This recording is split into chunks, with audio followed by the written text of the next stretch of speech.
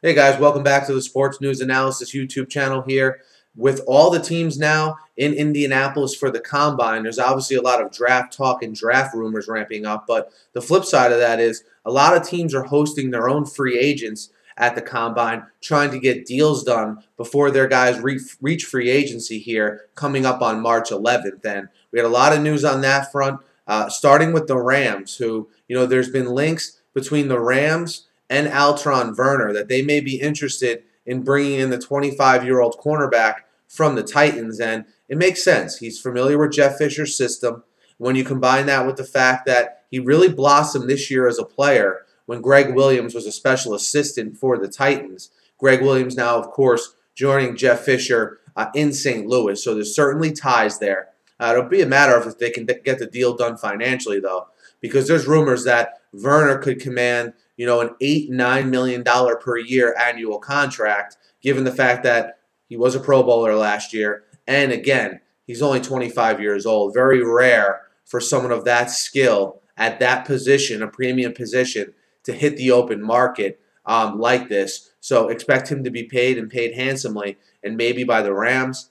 And the Rams looking to get a deal done with one of their own free agents at the Combine. They're meeting with the agents for Rodger Saffold. And as I mentioned in my top 50 free agent rankings, of which Verner and Saffold both make an appearance, Saffold's true value is the fact he can play offensive guard or he can play offensive tackle. He gives you that flexibility. Re-signing him not only gives you a quality, lineman who's only 26 years old at the start of next year, but it also gives you the flexibility to be able to draft who you want, because you don't have to worry about where Saffold is a potential fit or where he's not a fit. So just some nuggets on the Rams here to start things off. From the Rams to another NFC team in the Buccaneers. And Devin Hester, there's been reports that likely the Bears won't bring him back. And if the Bears don't bring him back, something I hadn't thought of before, but it's totally logical that, Lovie Smith and the Buccaneers could very well be interested in the services of Devin Hester. Probably not as a receiver. They're pretty well stocked at that position with Mike Williams, with Vincent Jackson. Maybe they use him as a number 4 receiver, but primarily in the return game where the Buccaneers could certainly use a boost. Watch out for Devin Hester to the Buccaneers to rejoin Lovie Smith. Other conversations happening at the Combine include Austin Howard and the New York Jets. Look, Howard has been a solid right tackle for the Jets the last 2 years. And, he's gotten better every year, which is a good sign. He's a guy who's on the right side of 30, which is also good. Look for him to get a deal.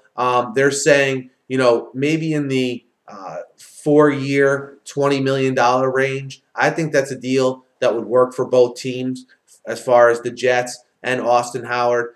Look, the Jets have a lot of holes on that team in general. When you have a quality player in Howard that you don't have to overpay, I think it makes sense to make the best effort to bring him back, to have some continuity within that offense, which, the continuity and the combination of good players has been really lacking in that Jets offense.